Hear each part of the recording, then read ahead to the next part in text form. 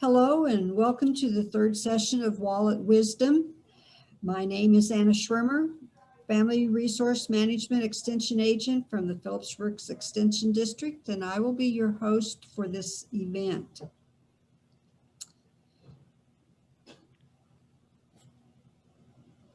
This series is brought to you by the K-State Research Extension Family Resource Management Program Focus Team. All programs are open to all. We do not discriminate against any of those protected classes. Kansas State University is a part of a land grant system which has a three-part mission of education, research, extension. K-State Research and Extension, being the extension or outreach part of that mission, provides resources and educational programming to empower residents and communities across the state. We have offices in every county in the state of Kansas. Some counties have gone together to form extension districts as indicated on this map. Your local office can be found by going to the URL on this slide and posted in that chat box and clicking on your county.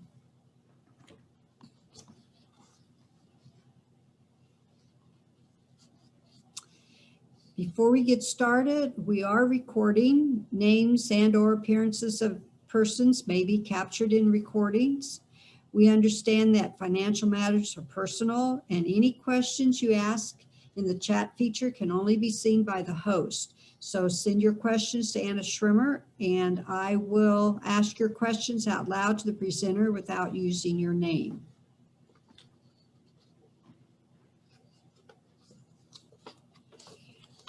Wallet Wisdom is a financial series. Today's topic is where we look at spending plans. This is the third of our Wallet Wisdom series. We've included dates and a list of topics we will be covering during the 6 weeks for you to mark your calendars. You can join us for as many as you're able or interested in, and these programs will be recorded, so if you have to miss a week, you can go back and catch them. We will also be sending out the PowerPoints and a link to the recording after each week's workshop.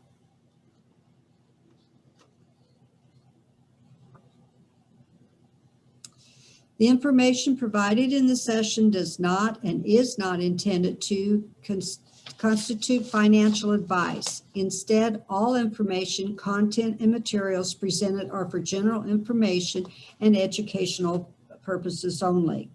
Everyone's financial situation is different, and there's no one size fits all when it comes to personal finance. This series of programs is not intended to be a substitute for personalized financial advice.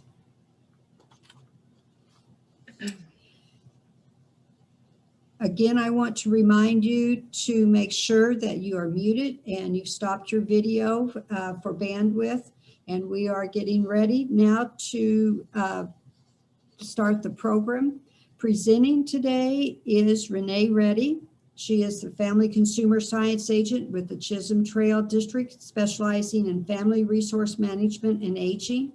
Renae has been with K-State Research and Extension as an agent for 6 years and has had a specific interest in financial management that sparked as a student years ago at KSU. So without further delay, I will turn it over to Renae. All right, thank you, Anna. So welcome everybody to our presentation today. We're going to start with a poll actually. So if we could launch that, just so we can get an idea here. Do you currently use a spending plan or a budget?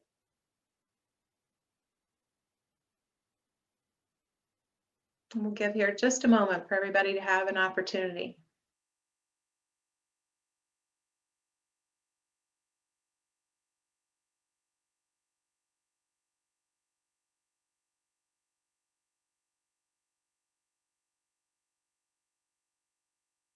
Okay, if we want to go ahead and close the poll. All right, so majority of us on the call today anyway has said that some of us, yes, we do. About 9% of us use a spending plan or a budget. 70% of us do somewhat, and 22% of us don't use one at all. Okay. So we'll go ahead and keep going.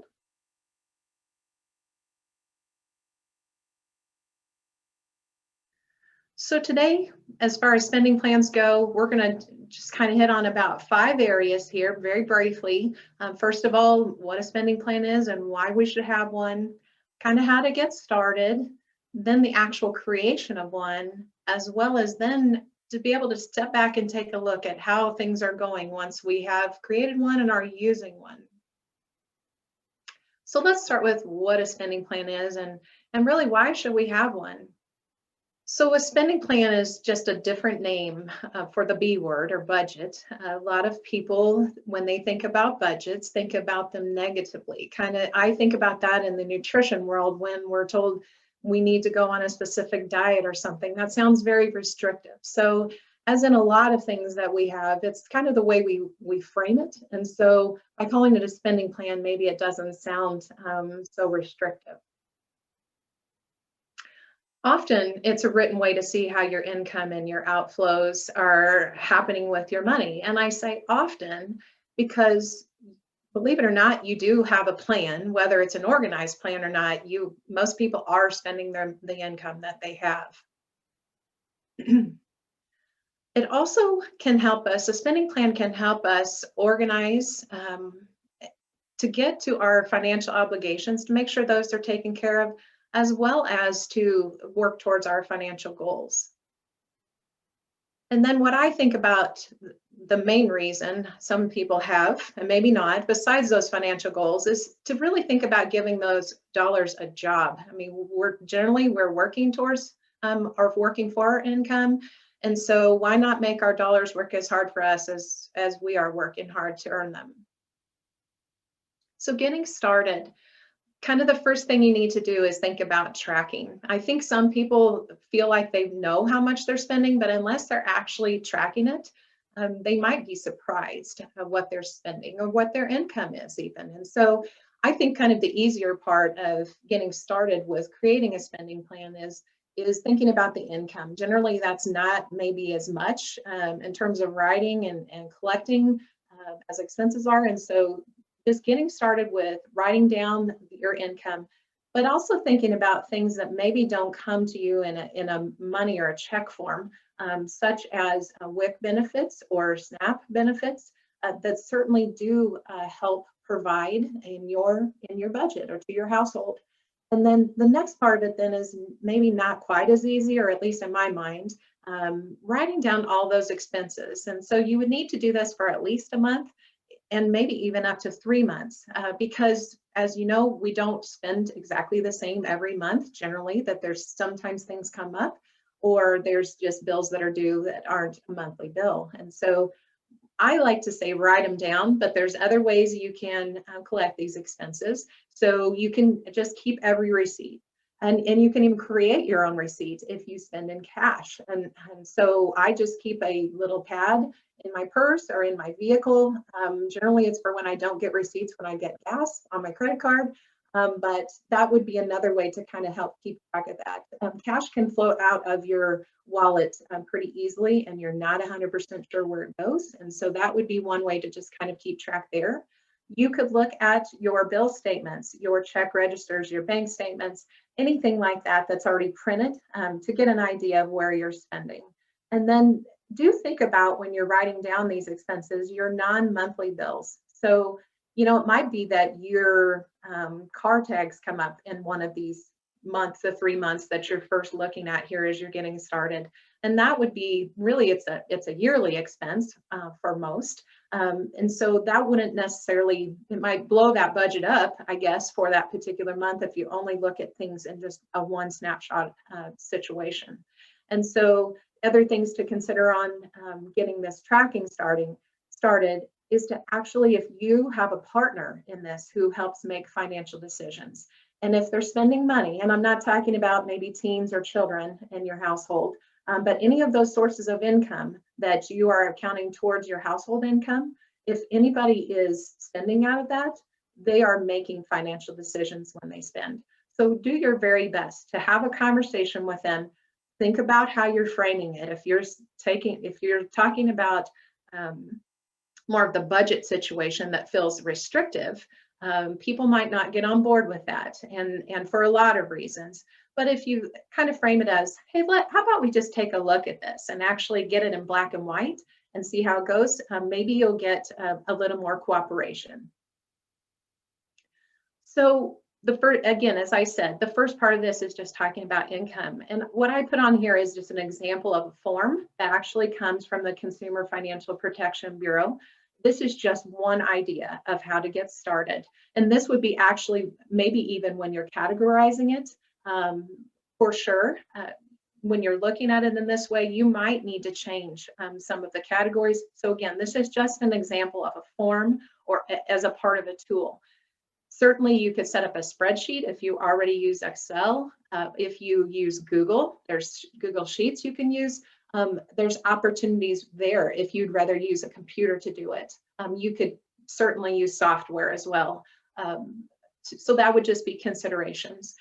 There's apps out there that you could use on your phone, and that is totally up to whatever works best for you, which is what you're going to hear me say a lot probably, is just what works best for you, and you might have to try a few things to know what works best for you.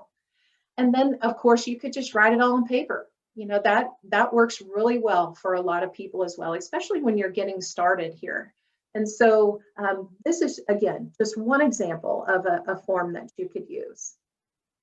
And then when you're going to expenses, kind of the same thing there. This is, again, just a form. This is from CFPB.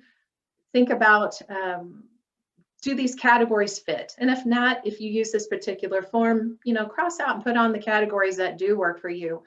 You know, you may want to really dig in to your categories and maybe not. For example, I'm looking at this and it's showing eating out and it's showing entertainment. And for me, I use some software to track mine.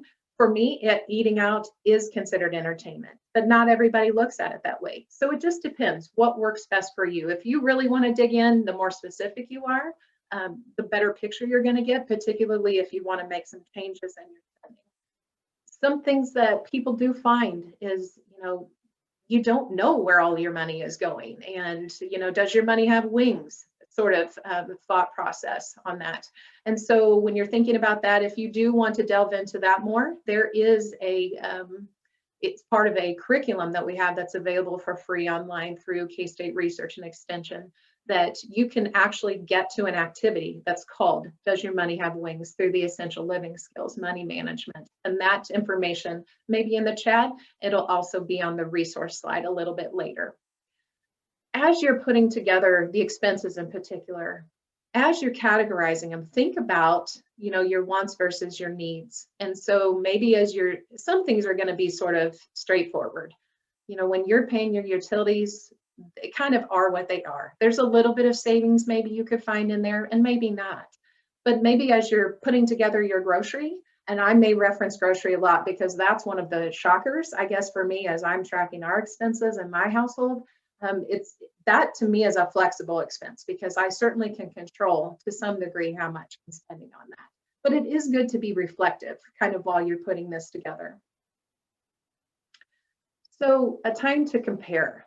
That's when we're going to look at all those income, all the income that you've come up with, and then your expenses as well. So for however long you track them. How did they come together for you? Were you overspending more than what your income was? Is that what your finding was? Or did you actually have some money left at the end of the month? And I would wonder if you did find that to be the case, do you see that proof in wherever you store your money, whether that's in your drawer or in your bank account? Are you seeing that to be reflective? And that's why I kind of think having more than 1 month of expenses to look at is kind of helpful. And when you were considering those expenses, did you include savings or investment dollars if that's part of your goal? So I know that in the coming sessions, there's going to be more discussion about savings. So I'm not going to talk about it a whole lot other than to say that is really something to consider, because as we're thinking about setting up a spending plan, we're really looking at working towards freedom, of financial freedom, whether that is we have that little bit of emergency money that's available when the unexpected happens, and it doesn't blow up our budget and we're wondering how we're going to make our rent or our house payment or pay our utilities or get food. That's the thing, that's the place we don't want to be in. And so thinking about including that as a part of that, because I'm not sure that was in those categories on that particular form, that's really something to think about. The next part is, can you achieve your financial goal that you set in session 1 with what you're doing right now? And so hopefully everyone had an opportunity to watch that. And if not, just setting up a SMART goal, something that's very specific about what you're working towards. That does help you stick to a plan, I feel like, if you're working towards something. And so it could be something very simple, it could be huge. And so just think about, how is this working so far when you're comparing? And then going back to your whole, do your dollars all have a job? And so if your budgeting style that we're going to talk about here in just a moment, if it's just whatever's left I save, or if there isn't anything left, those are all considerations when we're thinking about how our bottom line sort of comes out. If you find you need to adjust spending, so that's why I kind of suggested at the beginning, as you're putting together your expenses into categories, to really be analyzing the wants versus the needs when you're thinking about that. You may need to prioritize how you're spending, especially if it is not allowing you to get to your financial goal that you've set, or goals. Another thing I think about when I'm thinking about wants versus needs. So you do have some basic needs. You need shelter, you need clothing, you need food. Those are our basic human needs, along with a few others, certainly. But if your budget is as such that you need to make some cuts, think about, do I need more clothes? Or is it, I want something new? And it's okay to have wants, and it's okay if your budget allows to allow for those things. I just need shelter. Do I need a mansion? Those are the things to consider. If that's in your budget and that's your priority, fantastic. So the next piece I think about when I think about wants and needs is actually a book that I read a number of years ago that was actually published in the late 90s, and it was called Your Money or Your Life. And so when I'm trying to decipher, is this a need for me or is this a want? And does this meet my goals? I think about the little bit that I gleaned from that years ago. And that was thinking about, I might have this income that, say it might be, I don't know, for example, $15 an hour. And I think, well, I make $15 an hour. I deserve to buy whatever. But in the end, there's cost to working. And you really need to figure out what your cost is to the income that you get. And so do think about that. And then once you have determined what that is, it might be $5 less than what you make an hour.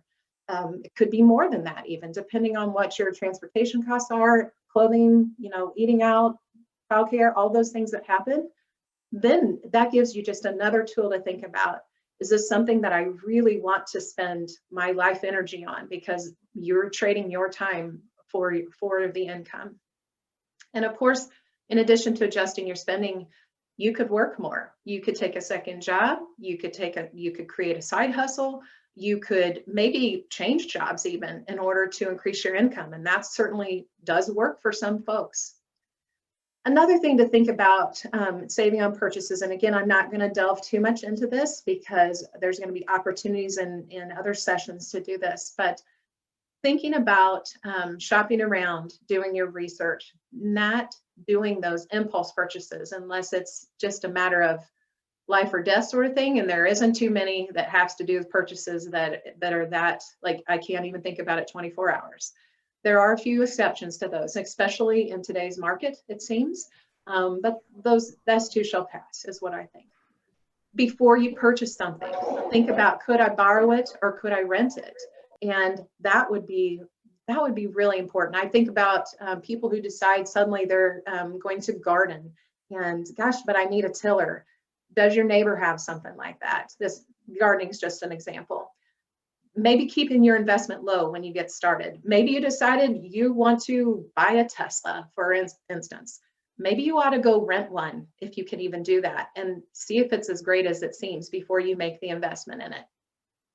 And then the last thing I'm going to just talk on here a little bit about saving on purchases is with anything, if we can plan ahead, it's helpful. You know, if you're looking at your budget saying, and I'm just going to use food for example on this, if you're looking at your budget saying, gosh, we eat out too much, and we eat out because we feel we need to, because we don't have time, and not because we just really enjoy eating out. That if that's a value for you, that's fantastic. This is not exactly what I'm talking about then. But if you're eating out because you didn't have a chance to get something ready, gosh, if you know you got something going Tuesday night, maybe it's a ball game on Saturday, Sunday, whenever, when you're preparing something else, think ahead for the week. What can I do to help keep my budget in check, to spend my money where I want to? And if that's just one area you want to, you've planned ahead for it, and then you have that available so that you don't have to think about, well, gosh, we got to go through drive-through, because that takes time as well. So now to the next part then. So making your plan, this is where you're creating it. And so sometimes we're asked, you know, what would be guidelines or things that would help us get started. So some of the things that I seem to see trending and actually been around for even a long time, even back to, I don't know, 20, 30 years, is talking about percentages. So how much should I be spending? Well, really the answer to that is what works best for you in your situation. There's certainly some guidance out there from different gurus that maybe say, you know, 50% should be on your needs, and 20 or 30% on your wants, and then 20 or 30% on your savings. You know, that might work just fine for you. I've also seen 70% for your needs, 10% for your wants, and 20% for your savings. Again, those are just guidelines, and most everybody's situation can be a little different. So just think of those as just very, very general guides. If you're feeling like, man, I really need to get things hashed out and under control, you could try the envelope system, where you just put the cash for whatever your expense is into an envelope, and when it's gone for the month. This is something that I probably wouldn't recommend for some of your fixed expenses, such as like rent or your mortgage. That's just something you just probably shouldn't pay for in cash anyway. Utilities would be another example of that. But this is something I actually used in my house just for a few months for groceries, because I thought, man, I can do better in this. And I don't mind challenging myself on things sometimes. So that was just something I used, sort of a combination of. So that's sort of an old school way, but you're only spending then what you have. And so especially if you're relying on credit to help you get through the month, this might be a way to sort of get a hold on how you're doing.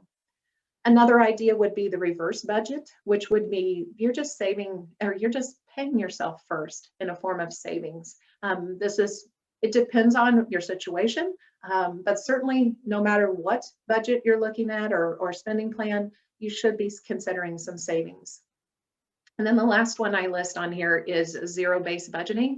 And that's just that every dollar that comes in has a plan, it has a job. And so just knowing that there isn't just this $5 laying here, or 50 or 500 or whatever it is, that every one of your dollars is spoken for. And it isn't that it's necessarily spent, it's just spoken for. So again, there's tons of tools you can use out there to help you. You may have to try a few. You know, we talked about some forms, the spreadsheets, the software. I use a very old school software. It works for me, so that's what I do. If while you're making this plan, and especially if you're new to a plan, it may be helpful to set up a calendar for when your bills are due, whether those are debt payments, whether, you know, it's your mortgage, it's your utilities, whatever it is, kind of those fixed ones. It may help you, particularly if you're not paid every month, by the month, I should say. Everybody hopefully is paid every month, but maybe they get more than one paycheck a month. That might help you sort of arrange which paycheck you need to use to pay which bill. And there is an example on here, and I believe it's been put into the chat. It will also be on the resource page. So then, once you've had a chance to actually try the budget, maybe you need to try it for more than a month. Certainly you may want to look at it after a month and say, did the guide that I used, did that really work for what the goal I was going towards? was I realistic about the money amounts that I budgeted? You know, if I found out that I was spending $800 a month on groceries and suddenly I said, I'm only spending $400 this month, you might need to take a look at that and say, hey, did this work okay? And then case of groceries, it might work because maybe you were stocked up and it wasn't a big deal, or maybe you just ate out more and your money for eating out was in another category. But being realistic about it is really, really important. Another thing to consider is, how did your team do if you had to have a team? If you're just doing this for yourself, then you are your team. That's totally fine. Often though, when you have to bring in a partner to this, it can cause things to get a little bit more complicated, or it might work beautifully and you worked great as a team. The next thing to think about then as a part of that team, but also individually, is, did what you had set up, your plan, did that help you progress to maybe a goal you're after? And your goal might just be to make the ends meet. It can be that simple. And that's a great goal to get started for sure. If you felt like you were deprived, or man, I really hate this because I can't go do whatever I want, that's okay. Maybe you need to think about putting in some fun money or some want money if you didn't have that in your budget. And you know that we have money to enjoy it. I mean, that's part of why we go to work and that sort of thing. And so think about that. That's not a bad thing. There are ways to have fun and that don't cost a lot of money, and there are ways to have fun that cost a lot of money. So that might be something you have to adjust, but those are certainly things to think about. And then if you had the opportunity to watch session 2, Dr. McCoy talked about our money scripts. And so keeping those in mind as you're evaluating, and even just thinking about how things went for that month. That was from session 2. If you have not watched that and taken the assessment, I really, really suggest that you do that, because there's so many pieces to how we spend our money. And then lastly, and maybe not lastly, but in my mind, certainly we need to think about giving ourselves grace, because we're trying something new potentially, or we're tweaking something we've been working on. And so just know that I believe it was Dr. McCoy who said, we weren't born knowing how to manage money. We had to learn it. And so just give yourself the grace that you're moving forward. So this slide just talks about some of our resources. I have referenced in a few of them today. K-State Research and Extension does have the Spend Some, Save Some, Share Some family budgeting back sheet that is available. That's just another tool if you wanted some more information, or also in the Leader's Guide, there are some budgeting forms. So if you would like to utilize those, that's just one more of those forms in the tools that are available. Our valuable records was also recently updated through K-State Research and Extension. And if you did your net worth statement from the first guide, or from the first session, you started pulling some things together at that point. And if you have not written down all of your assets and your debts, all of that information, our valuable records is a form fillable document that can help you get started. And so, and while you're doing all this digging, if it might be for the first time, write it all down right there. You're off to a great start with some estate planning. I referenced the Does Your Money Have Wings? There is the guide, or the link again for that. And then the Consumer Financial Protection Bureau, they have, in addition to what I showed in the slides today, they have several other tools that you might find helpful. The last one I listed on here was the National Endowment for Financial Education. Again, this is just more about spending plans, and they have other educational tools on there. If you might be interested though, I did see that they are retiring their site in July 31st. So if you think you might be interested in taking a look, be sure to take a look prior to then. So now we are ready to entertain any questions or comments. So if you have any, would like to send those to Anna, please select her in the chat, and she will be able to share then.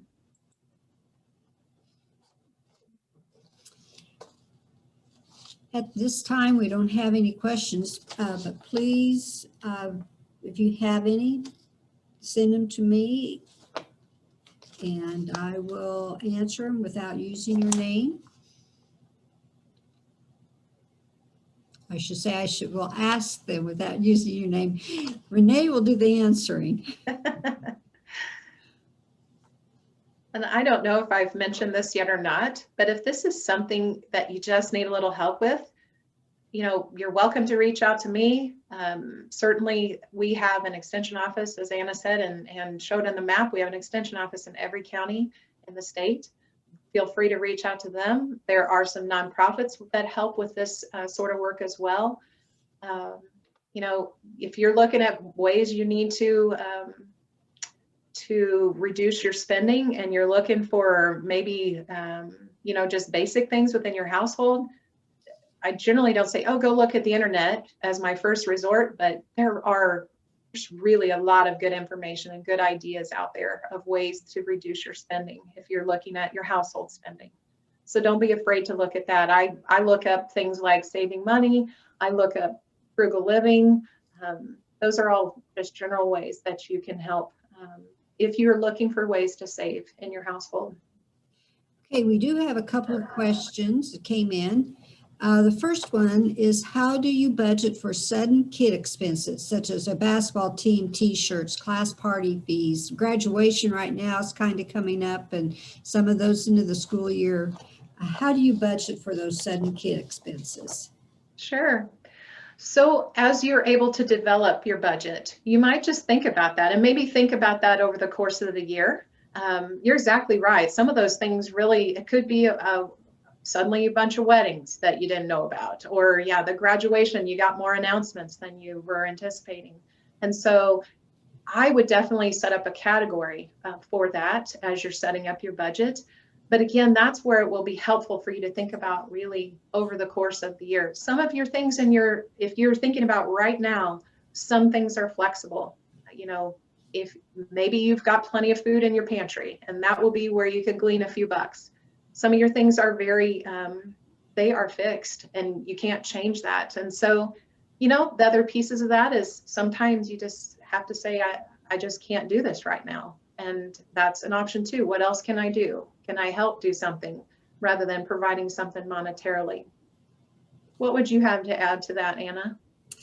I agree. Sometimes there's just not anything you can do. Sometimes if you keep track of where you are spending your money, you might be surprised that extra coffee or a pop, you might be able to save money that way in order to get that t-shirt that was kind of surprised that you didn't know you'd need to have.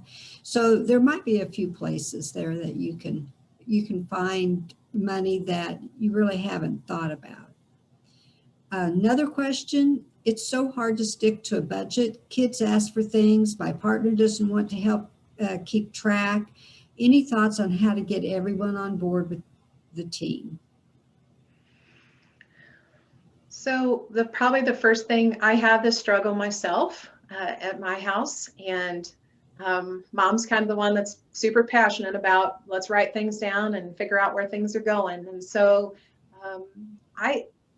it depends on the age of your kids that you're talking about or talking with.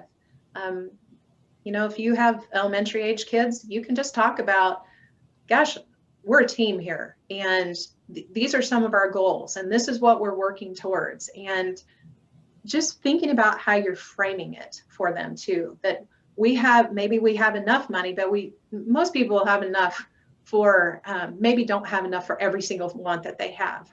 And so, doing your best and being diligent about the language you use, as well as, we're going to do this because we're looking at the big picture here. And so it is hard. And it's hard when your kids' peers have all the things your kids are asking for. They're going to those teams parties, they're doing, whatever, they have the latest, whatever. Those are hard decisions. And so you're teaching them though, for their future as well. In terms of a partner, just do the best you can on that. That's a hard one. Sometimes when your partner, they say, I work hard for my money, I want to spend it how I want, or they say, I'm bringing it, I bring the money home, you figure out how to make it all work. Those are just conversations, and I suggest not in the heat of it, when maybe your partner spent differently than what you would suggest or what you would like. just, getting into where maybe you're talking about just regularly once a month, if nothing else, just saying, okay, here's where we're at. What are we working towards here? When we come together as a team and as a collective, with a collective goal, some of that just helps. But you may need to be the cheerleader all along, and the reminder of this is what we're after. That's why we're making these choices. Anna, do you have something to add to that? My husband would keep a blank check in his billfold. And I understood why he wanted to do that, because sometimes you may get caught without enough cash for something. But he would never tell me or put it in the checkbook that he had used it. So that was a definite problem that we had. And so I finally got so that once a month when we'd pay the bills, or I usually was the one paying the bills, he would have to sit down with me so we both knew. And if he did spend it, he could say, oh yeah, this is where I spend it on. So yeah, that was a definite problem. And you just have to be communicating and open with each other that, yes, we can both spend, but let's make sure we have it written down. So another question is, my wife does not like the word budget. To her, it means restricted. How do I get a spouse on board with me if I am committed and she is not? That's tough. That's tough. Money arguments have to be in the top percentages of situations and partnerships that make things really hard. I think that goes back to coming together with a mutual goal. I believe in earlier sessions, they talked about dreaming and coming up with goals. If there's no goal, I think that makes it harder to get somebody to kind of come your way. Another thing I maybe would suggest, and I totally am with you, when you say budget, that turns off most people. Thinking about the language, like we're just going to have a plan for our money and we're going to use it as a guide, and not this is the gospel and it's hard. If you have in your budget, and maybe in this particular question, maybe the spouse is just like, I just want some freedom. So if that means that, then maybe you have money that you just each have as partners that no one can say anything about. That's something that we did in ours, because I felt like I was being really critical of my spouse on how he was spending some of his dollars. And he didn't spend a lot, but boy, Renae had a lot to say about it. And so that can help with that to somewhat, if you can come to a concession on, okay, I understand you're not about this. However, how can we meet in the middle on this? Can we work something out? And hopefully your income versus your expenses has that latitude in order to have the freedom of, well, if they want to get that coffee, or if they want to get that, lunch out or whatever, that they don't feel like they are either doing something behind your back or think that it'll cause an issue or fight maybe later. But it takes a little bit sometimes when you have a partner who isn't as excited about it as you are. Yes, I agree. That's kind of why I like the terminology spending plan over budget, because budgets do seem restrictive, that, you've got to stay on budget, and spending plan indicates, hey, you can spend, but, and then again, just remind them, we got to communicate about this. We're partners. It's not easy, but the communication really is the big key, I think. And find a term that means the same thing, but maybe they don't feel that restriction with it, like a budget. Another question is, it feels like we spend more for the Christmas and holidays than we should. Then we use our credit cards to buy what we want or need. How we do it different? How should we do it differently this year? So the first thing that comes to my mind is actually just setting up I'm going to use the budget word here. Just setting up a budget for Christmas. Maybe you have traditions in your house or in your family that say everyone gets a gift or something like that. So maybe you could start with that. And this time of year, if you need to have conversations outside of your household, this time of year is a great time to have it. You're not in the heat of it, and it's okay. You know, in the end, I think most of us have more things than what we can ever use or certainly appreciate. And so if you're thinking about your purchases being things, that might be a way to kind of explain that sort of situation. Then maybe your focus needs to be less on how much money are you spending and more about the people and the people you're spending it with. Starting to save now would be really important. If you already know, you know, my kids were young, I would hit every time I was in a store, I'd hit the clearance part because I knew they were interested in certain things, and I was able to spread out my spending over the course of time. Much harder when they became teens. Didn't work so well then. Cash was king then, so that's kind of hard. So at that point for me, I just set aside some. So shopping ahead can help with Christmas. Setting aside money now for Christmas, a little bit at a time. There used to be promotions at banks. They called them Christmas clubs, where it was just a special savings account. If you need to set up a savings account at wherever your bank, if you are banking somewhere, set it up, put it aside. That's what this is for that. I hear a lot about the spending hangover in January and February because we were there, we loved it. You know, it was on sale. It was great. My kids would love it.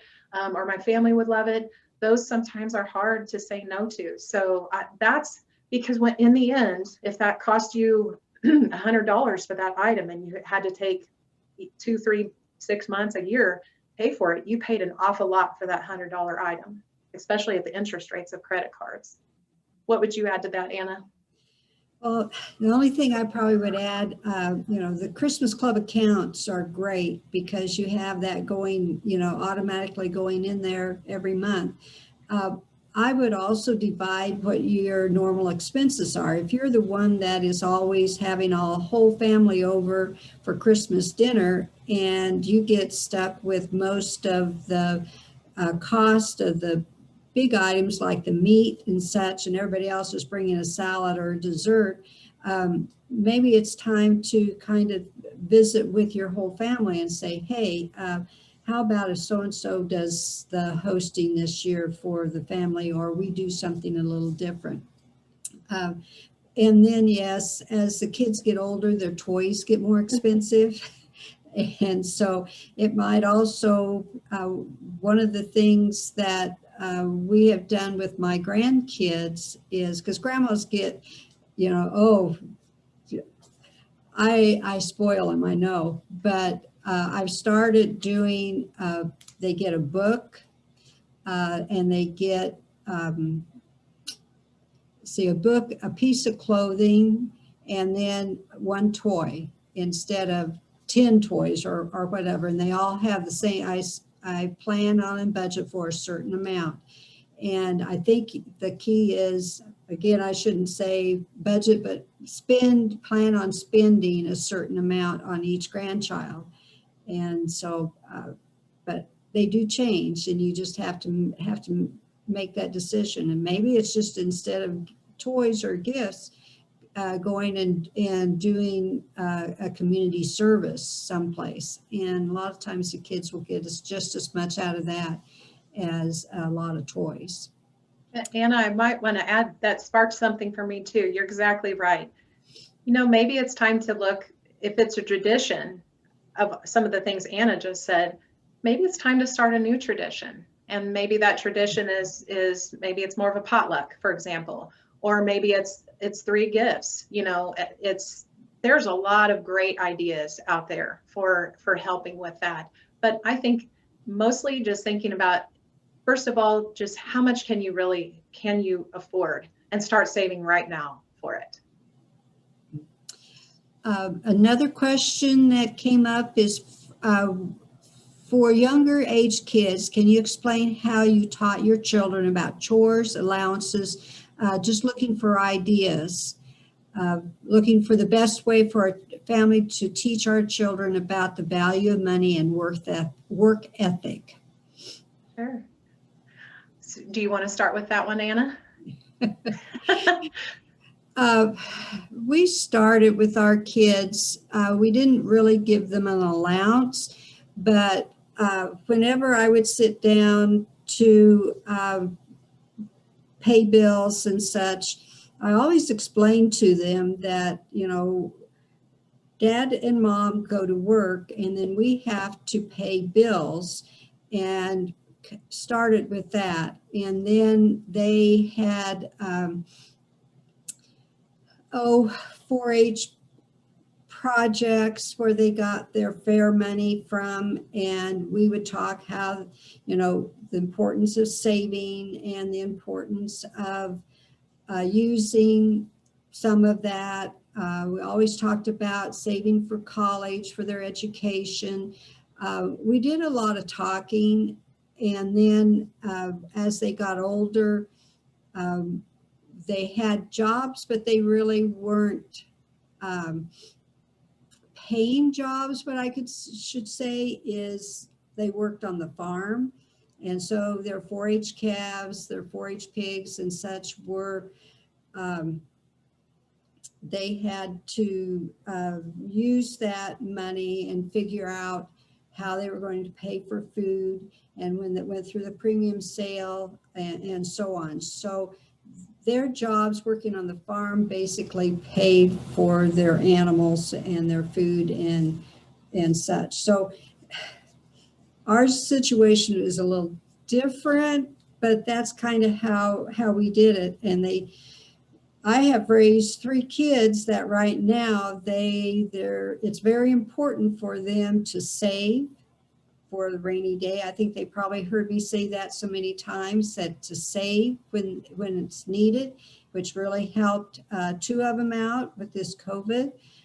So they had money in their bank. So I think the communication is the biggest part of letting them make mistakes, letting them have money to make mistakes with.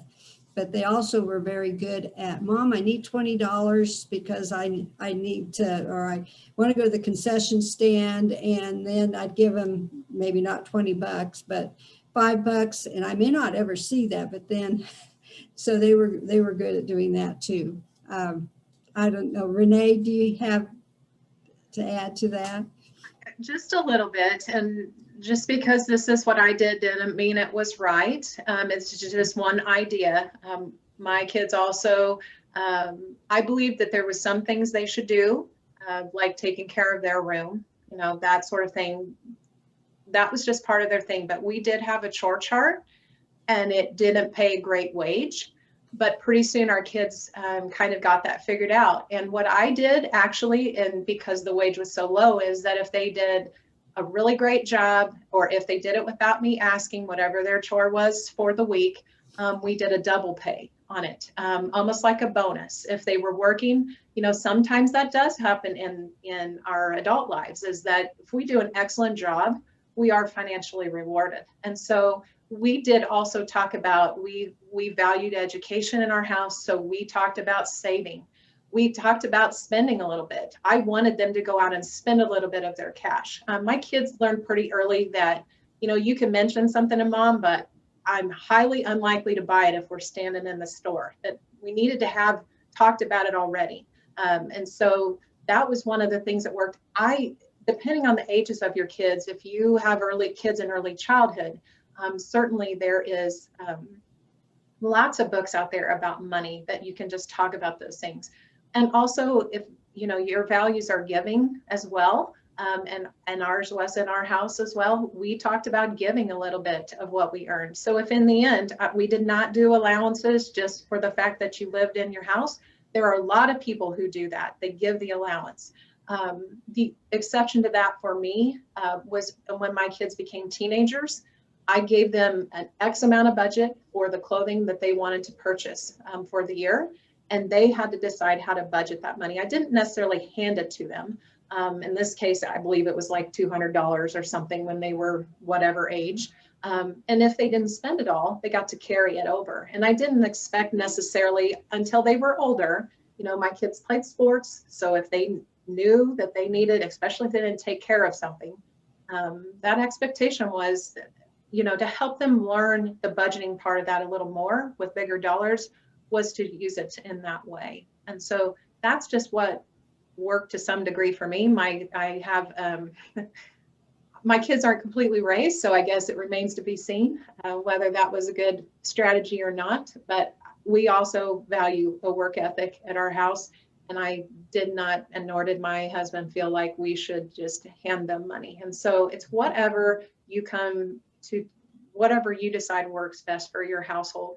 There is a publication out there that Dr. Kish, who's our family resource management specialist, partnered with, that you could also take a look at as well to help you get started. There's lots of ideas out there. We could talk a whole session on teaching kids about money for sure.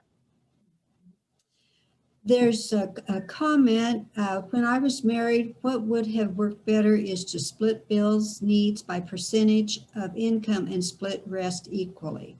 So do you want to comment anything on that? Well, I had something similar that said if there's big differences in spending habits, is having separate checkbooks or accounts. And for some couples that or partnerships, that works really well. That works the best.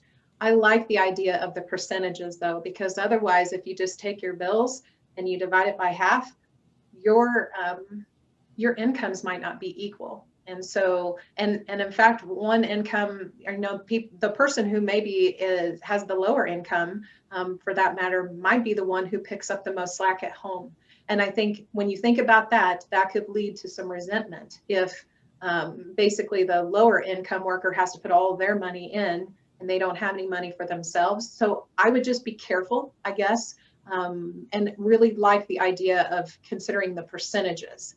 Because that's a really good idea. I still think you need to have money conversations about future, because even if I put in my money for just the regular bills that we're paying, but I don't save anything for retirement or for later, I may really affect my partner in the future if we don't have some sort of similar goals. So I think some things you're definitely still going to need to talk about with your partner and kind of make sure you're on the same page, because some people would just be like living for today, not thinking about that, or that I am saving for retirement, but it's such a small amount, it won't get you to your goals. And so that would be probably my comments on that one, Anna.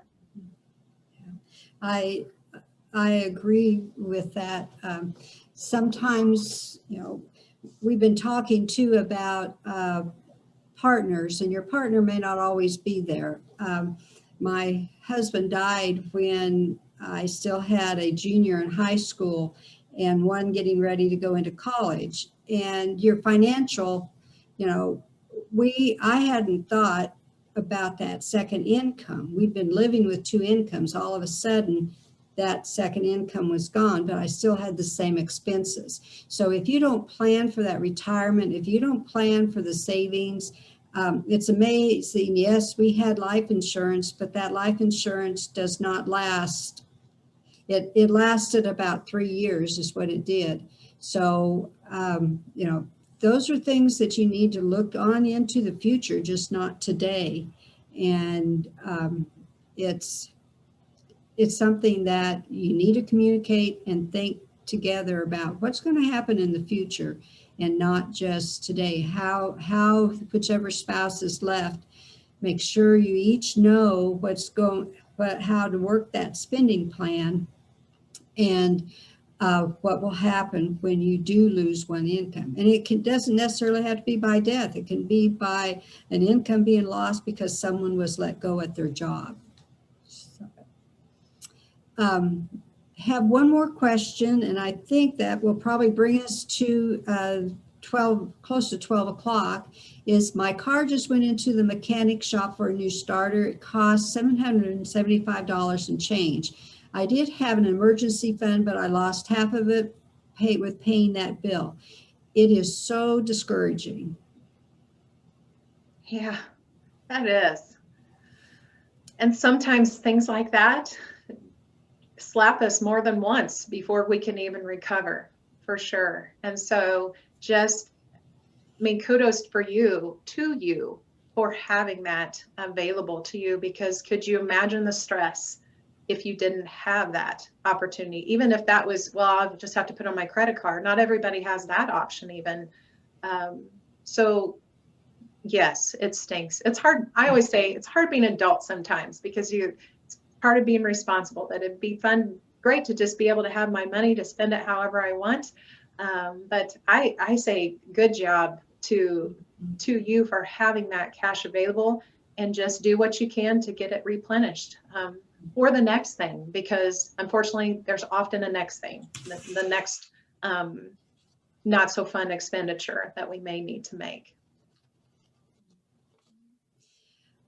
Okay. We want to thank you for joining us today, and please complete a short evaluation. Your feedback's really important and we appreciate it. It helps us improve the program. You can use the QR code that is up here on the screen, or you can visit the link that is here. We look forward to seeing you next week. It will be Increasing Savings on May 13th at 12 o'clock. Gary Fife will be the presenter at that one. And if you want the next slide. Okay, I was looking to see if that link had been put into the chat for the, so it's easy just to click on. Maybe it's there and I just don't see it. But that's okay. We can keep trucking and I'll come back to it. Previous recordings are on the Wallet Wisdom playlist, YouTube, at this link. And I believe that this link has been put in. I think I saw it someplace earlier. I think Elizabeth put it in. If you'd like to contact Renae, her email address is on the screen and in the chat box. Thank you, Renae, for sharing your knowledge of spending plans, and we hope to see you all next week. Thank you for attending. Yeah, thanks for joining us. I'll go back to that screen that has our survey on it. And I see Elizabeth did put the Qualtrics survey link in the chat box. Okay, all right.